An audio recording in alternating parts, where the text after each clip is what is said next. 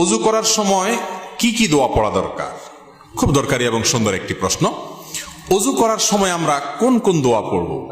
ওযুর শুরুতে দোয়া আছে, শেষে দোয়া আছে। দোয়া মানে জিকির। নবী করিম সাল্লাল্লাহু আলাইহি সাল্লাম থেকে তিরমিজি বর্ণিত হাদিসে আমরা জানতে পারি, তিনি ইরশাদ করেছেন, লা ওযু লিমান লাম ইউসাম্মিল্লাহ। যে ব্যক্তি বিসমিল্লাহ বলল না, তার ওযু পূর্ণাঙ্গ হবে না। ওযু হবে কিন্তু ওযু কি হবে না? পূর্ণাঙ্গ হবে না। ওযুতে অপূর্ণতা থাকবে। এজন্য ওযুর শুরুতে বলতে হবে বিসমিল্লাহ। কি বলতে হবে? বিসমিল্লাহ বলে এরপরে ওযু শুরু করতে হবে। আমাদের অনেকেই আছি, আমরা ওই যে মোবাইলের ব্যস্ততা, নানা ব্যস্ততার কারণে আমরা এসে ট্যাপটা ছেড়ে দিয়েই হুট করে হাত ঢুকে দিয়ে আমরা ওযু শুরু করে দিই। বিসমিল্লাহ বলার আর খোঁজ খবর। অনেক ইমামদের মতে বিসমিল্লাহ না বললে ওযুই হবে না। যদিও এটা মুফতাবিহি বা ফতোয়া নাই কথার উপরে, এই কথা চাইতে ওযু হয়ে যাবে এটাই সঠিক, কিন্তু ওযু যদি বিসমিল্লাহ বলা ছাড়া করেন, মানটা একটু কম হবে, তরকারি লবণের কমের মতো, এটার কোয়ালিটি একটু কম হবে। কোন রকম হলো আর কি। তো কোন রকম হলে তো হবে না। নবী করিম সাল্লাল্লাহু আলাইহি সাল্লাম বলেছেন, ওযুর ক্ষেত্রে সব সময় আসবিগুল ওযু, তোমরা ওযুকে পূর্ণাঙ্গ রূপে করো। আই আকমিলুল ওযু। ওযু কখনো যেন তেন করতে হয় না, ভালোভাবে করতে হয়। এই যে শীতের মৌসুম আসছে, এখন দেখবেন যে ওযুতে কত তাড়াহুড়া মানুষ করতে পারে। গরমের সময় দেখবেন ওযুখানা সিরিয়াল লাগে থাকে, আর শীতের সময় ওযুখানা সব সিটগুলো খালি। কারণ আসরের ওযু দিয়া এশা পার করার বুদ্ধি।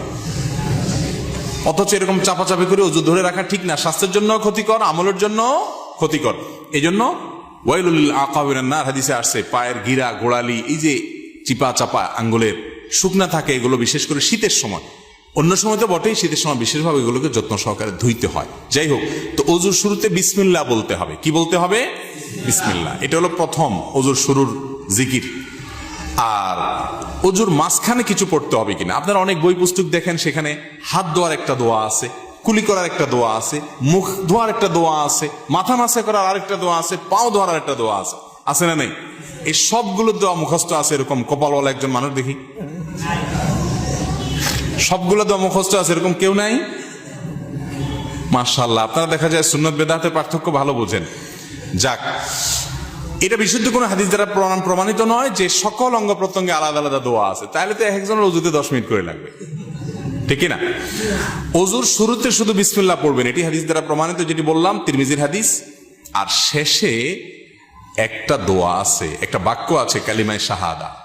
সহিহ মুসলিমের হাদিসে আসছে, নবী করিম সাল্লাল্লাহু আলাইহি সাল্লাম বলেছেন, কেউ যদি ওযু সুন্দরভাবে করে, ভালো করে কুলি করে, ডলে ডলে ওযু করে, এরপরে শেষে যদি এই বাক্যটা পড়ে, তাহলে জান্নাতের 8টা দরজার সবগুলো একসাথে খুলে যায় এবং সে যে কোনোটা দিয়ে প্রবেশ করতে পারে। সে বাক্য হলো কি?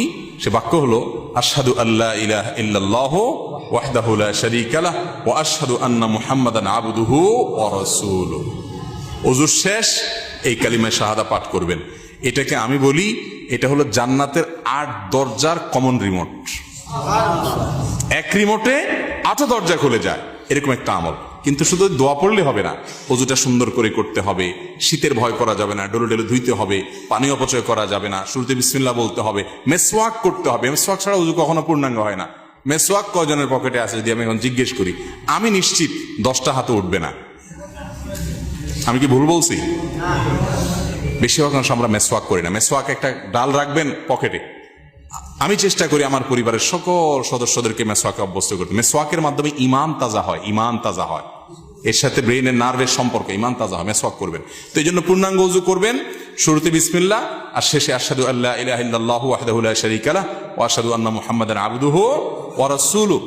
এই দুটি দোয়া শুরু এবং শেষে আছে।